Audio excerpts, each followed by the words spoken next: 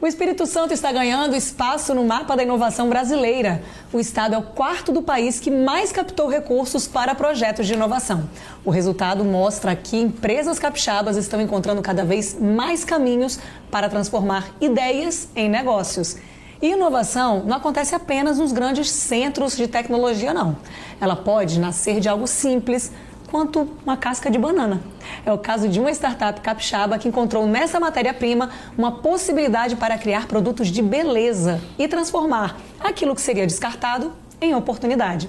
Hoje, no Ponto de Vista, vamos entender o que está por trás desse crescimento e o que o Espírito Santo precisa fazer para transformar mais ideias inovadoras em empresas, empregos e novos negócios.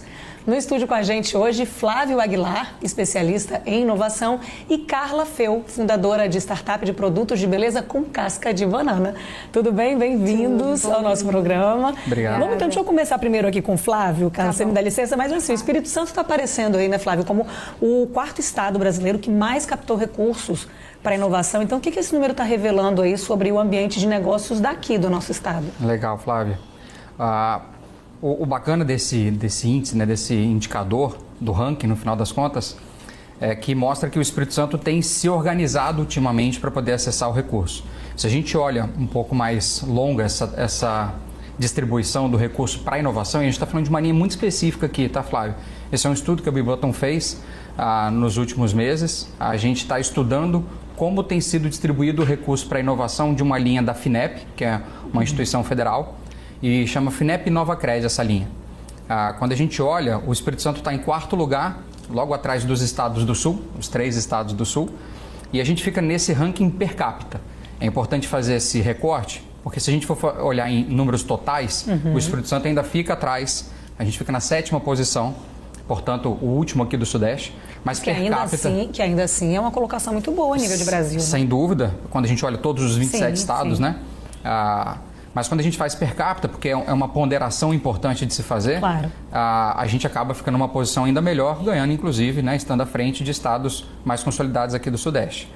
Então, eu acho que mostra que a gente está se organizando, talvez não estamos numa posição ainda mais atraente, como primeiro, segundo e terceiro lugar, porque demoramos para começar a difundir isso aqui no estado, tá? O Espírito Santo tinha poucas instituições que distribuíam esse recurso, porque a FINEP é federal, mas ela distribui localmente via bancos homologados. Recentemente entraram outros bancos para poder fazer a distribuição desse recurso, o que capilarizou a distribuição, mas isso é recente. Se a gente olha para um estado que está no primeiro do ranking, que é Santa Catarina, ele distribui 7 vezes mais que o Espírito Santo, sem nenhum motivo aparente, né? Se a gente divide isso por empresa, né, per capita empresa, isso cai para 3 vezes, mas ainda é algo muito significativo. É uma diferença muito grande para estados tão pujantes quanto um quanto o outro. E acho que a explicação mais óbvia é: demoramos para começar, mas a gente está bem acelerado nesse processo e a Biboton tem cada vez mais apostado nesse caminho. E são recursos públicos, privados, a mistura dos dois, como é que é isso? No mercado tem de tudo, tá? A gente fez o recorte do FINEP, que é uma instituição federal, então é recurso público, sim. Tá? Ele se distribui de 2 formas, seja crédito, que é um empréstimo com taxas muito baixas, né, que numa Selic hoje que a gente está, o Copom acabou de baixar para 14%, a gente está falando de taxa de juros dessas linhas que começam com 4%, 3%, chegam até no máximo 6% ao ano, mais TR, que é uma taxa de indexação, chama taxa referencial, chega uma taxa efetiva de 8% ao ano. Então, você está pegando a um valor, você está captando o recurso a um valor muito mais baixo do que a taxa de juros média do mercado, ou taxa de juros básica. E a gente tem outro cenário que são as subvenções, dinheiro de graça. O empresário não sabe e é desconfiado quando a gente fala sobre isso. Mas existe muito dinheiro de graça no Brasil, principalmente no Espírito Santo. Existe uma instituição que todos os estados têm, que são as FAP, as Fundações de Amparo à Pesquisa. A do Espírito Santo chama FAPES, mas tem a FAPEMIG em Minas, tem a FAPESP em São Paulo. A FAPES, mais uma vez, é a instituição que mais distribui recursos per capita no Brasil inteiro, tá? Inclusive, o projeto da Carla é apoiado pela própria FAPES. Então, a gente também tem muito dinheiro de graça aqui no estado. Tem um edital aberto nesse momento, só para dar ideia de volume, tá, Flávia? Tem um edital aberto nesse momento que pode apoiar projetos com até R$ 1.950.000 em dinheiro de graça. Olha aí, a dica boa, você já pega logo essa informação, porque falta, na verdade, conhecimento das pessoas, né? Isso aí. Para adquirirem esses recursos, enquanto você está falando, tem aí disponível, né? Não falta dinheiro. E também acho que não falta projeto. Se eu for conversar, e já conversei com muitos empresários, todos têm um projeto. Mas o que faz uma empresa, por exemplo, conseguir captar de fato esses recursos? Basta uma boa ideia? Mais ou menos, né? É? Porque vou tentar dar uma aulinha rápida aqui, mas sem tomar muito tempo. A diferença entre subvenção e crédito está na concorrência. Todo edital de subvenção, ou seja, do dinheiro de graça, requer que o teu projeto receba uma nota de avaliadores. Não importa qual instituição que está desenvolvendo esse edital, funciona assim. Então alguém, né, uma banca vai avaliar o teu projeto e vai dar uma nota de acordo aos critérios daquele edital. Então é claro que aqui os projetos que mais chamarem atenção ou que tiverem mais relação com o edital vão receber a melhor nota e vão captar o recurso. Então aqui sim, quando a gente fala de projeto de subvenção, provavelmente está falando de projetos um pouco mais inovadores, com uma densidade de inovação maior, tá? De acordo com cada edital. No crédito, e acho que aqui é bem bacana da gente falar para o empresário tradicional, no crédito não há competição. No crédito, você vai conseguir acessar uma linha com aquela taxa de juros que eu falei, com carência estendida de 24 meses, um prazo total para quitação de 96 meses, então você tem um prazo de amortização de 72, independente se o seu projeto é o mais legal, se ele é o melhor. Basta que seja um projeto que te torne mais competitivo, que introduza no teu negócio algo que, sem ele, o seu negócio está ficando para trás no mercado. Tá? Então, aqui sim, você consegue ter projetos mais incrementais. Tá? E aí, para qualquer empresário serve. Para qualquer empresa. Não tem uma empresa com quem a gente conversa que sinaliza: não, ano que vem eu não pretendo fazer nenhum tipo de adequação no meu processo, não pretendo fazer nenhum tipo de introdução de produto. Não existe isso. O empresário, ele quer fazer. Ele só não sabia que esse tipo de dinheiro podia ser usado para isso. Então, já que a gente está falando, né, que inovação é transformar uma ideia em algo que gere valor, né? Aí agora vamos finalmente, né, Carla, te receber aqui, te introduzir nessa história. Conta aí, você tem um exemplo bastante concreto disso. Você pegou uma matéria-prima de um produto que seria descartado e transformou isso, então, né, em produtos de beleza. Conta pra gente como é que tudo começou. A gente até trouxe, né, a fibra da banana. Então, o que a gente faz? A gente transforma o tronco da banana, que antes era descartado, em celulose, em nanocelulose. O que é isso? Não sei se vocês sabem, mas quando a gente conta, as pessoas ficam na dúvida, por isso que eu gosto de exemplificar. A banana, ela só dá uma vez. Então, a bananeira, ela só dá um cacho e depois o produtor, ele tem que cortar aquele tronco da bananeira para o próprio manejo da produção. Ele tem que cortar para nascer um outro tronco e nascer um novo cacho. E aí, a proporção de toneladas de resíduos que é gerado é gigantesca, são toneladas e toneladas. E um exemplo próprio, porque o meu sogro é produtor rural, por exemplo, um tronco tem 50 quilos. O cacho da banana tem em torno ali de uns 30 quilos. Lá para ele vender o cacho da banana, 30 quilos de banana sai por R$15. Nossa. Lá, na roça. Então, tipo assim, um cacho é R$15. Aqui a gente não compra por menos de R$10 o quilo da banana. Sim. Então, a gente tipo assim, não, vamos dar uma revalorada no trabalho do produtor rural com ciência. Eu sou doutora em Química, tive passagens nos Estados Unidos, na Dinamarca, fiz meu mestrado, meu pós-doutorado, assim, vamos pegar esse conhecimento agregado e vamos transformar em tecnologia. Então, eu, em conjunto com a minha sócia, a gente desenvolveu uma tecnologia que foi depositada a patente, que a gente transforma esses resíduos, esses passivos da bananeira, não é da banana, então é o que sobra da produção que antes não tinha valor comercial, que era adubo orgânico, mas se não manejado corretamente pode até ser vetor de doenças, por exemplo, a febre da urupu, que lá no sul era uma coisa bem problemática, o mosquitinho ficava dentro dos buraquinhos do tronco da banana. Então a gente tira esse passivo do meio ambiente e transforma ele em um gel de celulose, que é aquele Deixa ali. Eu mostrar, é esse aqui? Isso, esse é o Green Silk BK, que é o nosso produto, é a nanocelulose em suspensão. Certo. O que ele vai fazer nos nossos cosméticos? Ele vai dar a textura aveludada. Vamos testar já aqui no ar. Eu trouxe para você. Obrigada. E aí depois você temos mais aqui, né? Isso. E aí depois você vai explicar um pouquinho de cada um deles. Vou falar. Inclusive, por conta dessa tecnologia e da mistura de outros ingredientes, porque o Green 5BK, o que ele faz? Ele dá a textura dos nossos cosméticos. Então, você vai ver que você vai passar e vai sentir como se fosse água passando na sua pele, não aquele creme pegajoso que demora para secar.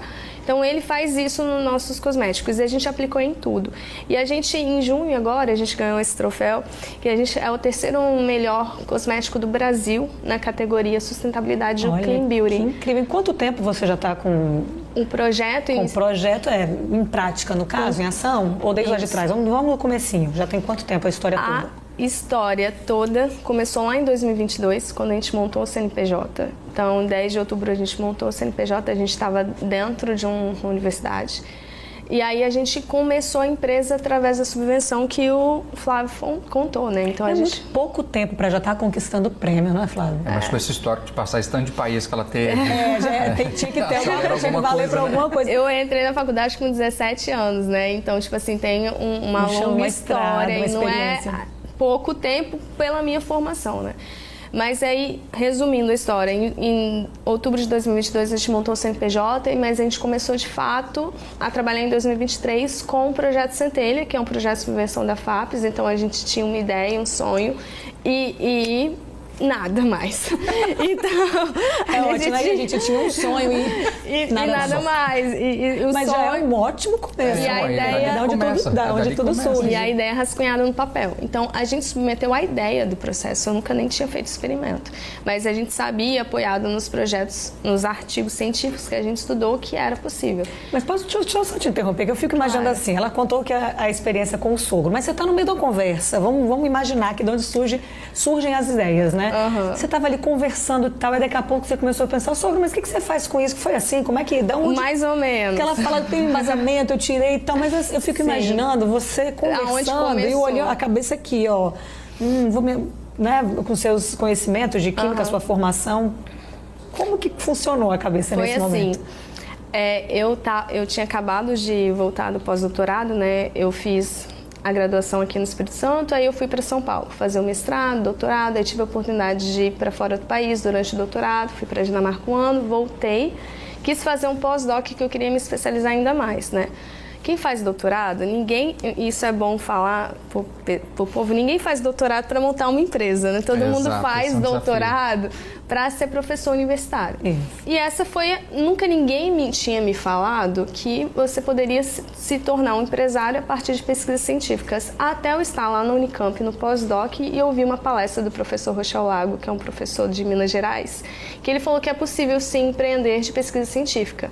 E aquilo ficou martelando na minha cabeça, mas isso eu estava em 2018, eu estava com a passagem marcada para ficar um estágio de um ano em São Diego, na Califórnia, do meu pós-doutorado. Fui, voltei. Nisso que eu voltei, engravidei. Aí eu voltei para o Espírito Santo, porque o meu marido, ele é concursado aqui. E aí nisso abriu o concurso para o IFES de Vila Velha. Aí eu me tornei professora substituta. Quando eu terminei o contrato em 2021, eu prestei o concurso para a UFES. E lá tinha que ter um projeto de carreira para você desenvolver, porque ser professor universitário não é só você prestar uma prova e passar no concurso. Uma das etapas do concurso é você fazer um projeto de carreira. E aí eu pensando o que poderia fazer para aquela região lá de Alegre, né, que era da onde que era a vaga. Assim, não, em Alegre tem muito café, em Alegre tem laranja, né, vamos fazer... E em Alegre também tem banana ali, aquela região de Conha, né? O que a gente pode fazer com aquilo? E aí eu comecei a ficar pensando o que eu poderia fazer para agregar, né, o departamento. E daí surgiu essa ideia, conversando com o meu sogro, que o tanto de resíduo que é desperdiçado. Estima-se que mais ou menos metade dos resíduos alimentares, durante toda a cadeia de processamento, desde o produtor rural até a gente, metade é jogado fora. Olha, é um número muito grande. É muito grande, que é assustador, que é um contraponto com milhares de pessoas que ainda passam fome no nosso país e fora do nosso país. Então, e muito disso é perdas pós-colheita, né, depois que colhe. Então, a gente foi tentar pensar em um projeto que a gente diminuía essas perdas pós-colheita. E aí que eu fui entender que a banana, que o Brasil é um dos maiores produtores de banana, a gente só reaproveita a fruta. Todo o resto é jogado fora. É descartado. Então, e ali é uma fonte, os artigos científicos já indicaram que ali era uma fonte muito grande de celulose. Então, vamos mas vamos fazer qualquer celulose. Celulose é a mesma celulose do papel, gente. Só que a não celulose, ela tá mais fininha que um fio de cabelo. Então ela está muito pequenininha. Nisso, ela não fica a consistência de um papel, ela fica uma consistência de um gel. E esse gel, ele é umectante, ele consegue absorver a água do meio ambiente e passar para a nossa pele. Por isso que ele dá uma sensorial muito agradável dos nossos produtos. E daí a conversa foi assim: oi, sogro, tudo bem? Me fala aí, quanto que você preciso paga? Criar um projeto. Eu preciso criar um projeto para eu submeter como professora. E aí eu queria entender aqui o problema, os seus problemas, que é o problema de todos os produtores daquela região, que ele fica lá em Vargem Alta. E aí surgiu a ideia do projeto assim. Escrevi, passei no concurso, só que eu não fui chamada. E aí, como que eu não fui chamada, eu resolvi pegar um pedaço do meu projeto e aplicar numa pesquisa de pós-doutorado aqui na UFES. Numa outra vertente, porque eu estava guardando esse negócio da banana para a empresa, né? Que eu já tá lá na UFES, eu submeti para... Com o tino de empreendedora ali ligado. Lá eu submeti para laranja, né? Fazer resíduos de laranja, mas a banana estava ali. E nisso eu encontrei minha sócia, que é mais doida que eu, né? Que ela aceitou as minhas ideias e a gente montou. E a gente submeteu o projeto Centelha só com a ideia rascunhada no papel. E aí a gente ganhou nisso que a gente ganhou Centelha. A gente, na época, foi em torno de 60 mil que a gente captou e depois a gente conseguiu o NIS. E aí a gente foi comprando os equipamentos, foi contratando pessoas para ajudar a gente. E daí surgiu em 2023 que, de fato, a gente começou. E a gente, logo no comecinho, a gente teve a B-Button como a pré-aceleradora nossa. Foi aí, então, que entrou o Flávio na jogada. A primeira relação Posso, nossa então, foi... A história tá boa, posso dar só uma pausazinha? Claro. Porque a gente precisa dar aquela respirada, mas eu tô curiosa e quero saber ainda muito mais justamente desse link das startups para você como empresa captadora de recursos, mas a gente vai dar aquela respirada rapidinho, você não saia daí que tem muita história, a gente volta um minutinho só.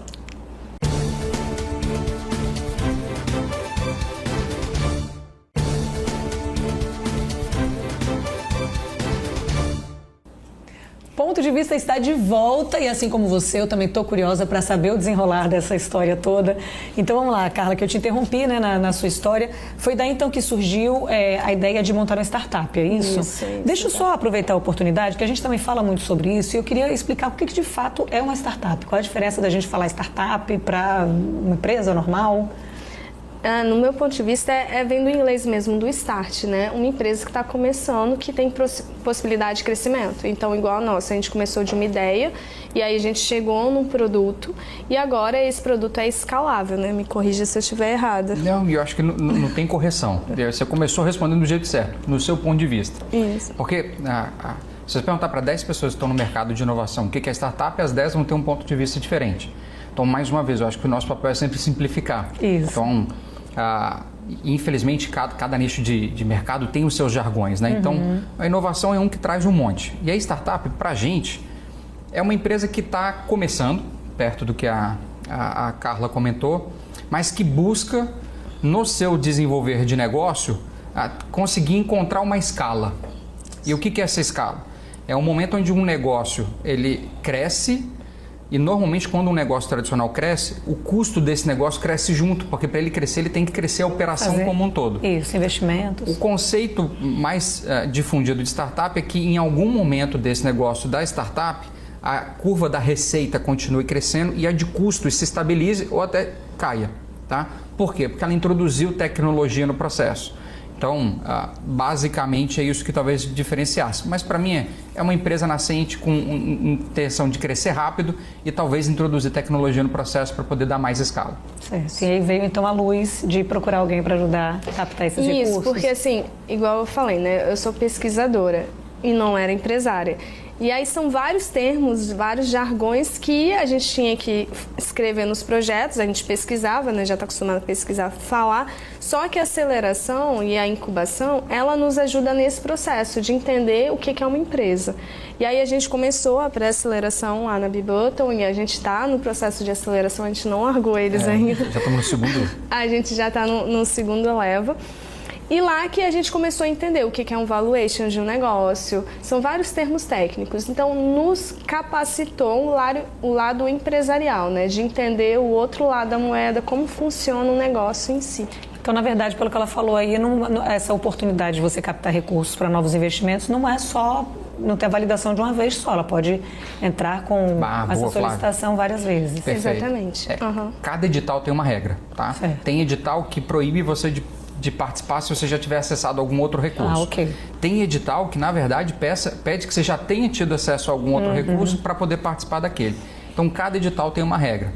Mas o legal aqui do ponto que a Carla trouxe é que a Bibutton, além dessa frente de apoio à captação de recursos, que hoje é o braço mais evidente da Bibutton, porque a gente tem buscado falar sobre isso para desmistificar o tema, a gente também tem um braço de aceleração de startups.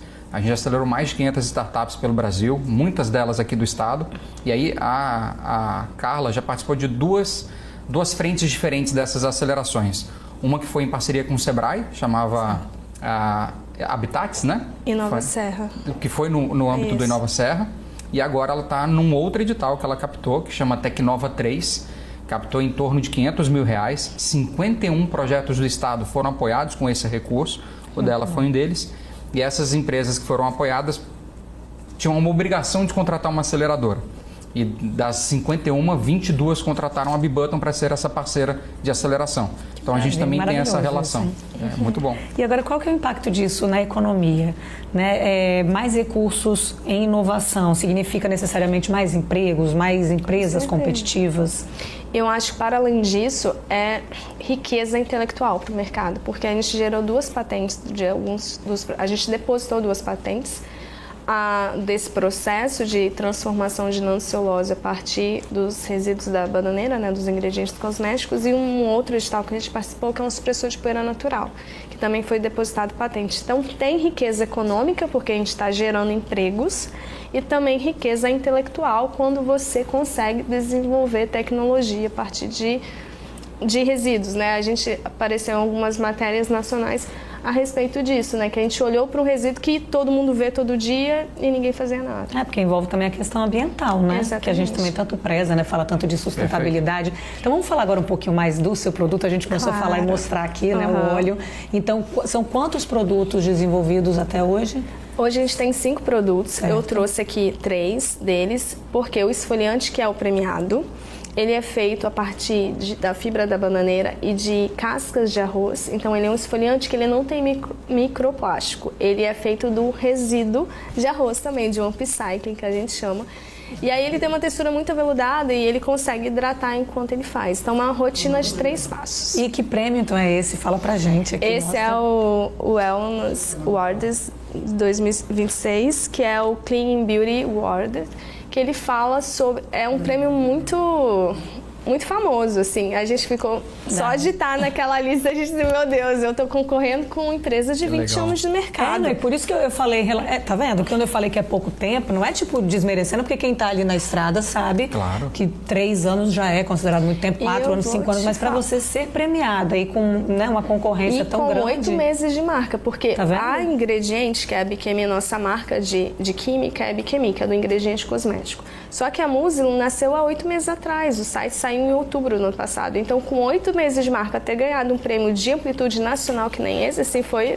A aceleração funcionou, né? Foi um êxtase pra gente, porque a gente concorreu com marcas muito consolidadas e a gente ganhou. Então, assim, é um reconhecimento do nosso trabalho, do nosso compromisso, tanto com a ciência, com os produtores rurais. E isso que eu ia perguntar também, assim, você acha que ainda tem, que as pessoas ainda olham de repente para um produto com aquela coisa de, mas eu vou usar um produto, né, produzido com restos com esse tipo de matéria-prima? Você acha que ainda existe esse olhar? Não, eu acho pelo contrário. Eu acho que hoje as consumidoras valorizam mais, estão buscando produtos mais naturais, que elas sabem da procedência, de onde que está. Então, eu acho que essa beleza limpa, o Clean Beauty, ele está em ascensão, na verdade, né? As pessoas querem saber da onde que são os ingredientes que elas estão utilizando. Maravilhoso, gente. Olha, muito bom. Então, para a gente dar uma fechada, assim, né? Eu acho que falta, então, para o Espírito Santo crescer ainda mais é ter conhecimento, né? Perfeito. Desses recursos, que é o nosso papel aqui, a gente tentar difundir cada vez mais. Quero desde já parabenizar imensamente e vou conhecer agora, tá? Na pele, literalmente. Parabéns, que venham muito mais ideias inovadoras e ação. Que bacana, né? Que você encontrou também alguém nesse processo de aceleração, que juntou forças para conquistar. Eles foram essenciais. Para todas essas conquistas, parabéns. Então, para a gente fechar, se o Estado já está aí, então, entre esses que mais captam recursos para inovação, né? Qual que deveria ser o próximo passo para transformar esse dinheiro em resultados ainda maiores? Notas, tá acabando? Tem muita coisa e está acabando, o tempo é curto, podia falar muito mais. É uma resposta profunda. Eu acho que o principal é o empresário, porque é um empresário de verdade, ele não fica olhando para fora, resmungando do mundo e colocando a culpa nos outros. Ele olha para si, entende o problema que ele precisa resolver e por si só busca esse caminho. Então acho que se esse empresário, que é o 90% do nosso empresário, não só do Espírito Santo, mas do Brasil todo, se esse empresário entender que o recurso é para ele, que tem recurso barato ou de graça para ele poder alavancar o negócio dele, eu acho que é o primeiro passo. Depois existem outras estruturas institucionais que precisam ser trabalhadas, mais bancos distribuindo, o governo apoiando isso mais fortemente, mas o empresário comprando para si o compromisso de inovar no tradicional, eu acho que a gente já dá um bom primeiro passo. Maravilhoso. Obrigada, viu, gente, mais uma vez aí pela participação de vocês. Lembrando que é isso, não é só startup, as empresas tradicionais também, o que for novidade para o seu negócio, não é isso? Que vise ampliar ainda mais, tá nessa linha, nessa possibilidade aí. Isso aí. Gente, obrigada, tá, mais uma vez. E é isso, né, gente? O Espírito Santo provando que a inovação não tem tamanho e brota até de onde menos se espera. Porque se uma casca de banana vira beleza e negócio, o futuro capixaba, então, já começou. Continue transformando suas ideias aqui com a gente no Ponto de Vista. Até a próxima. Beijo grande. Tchau, tchau.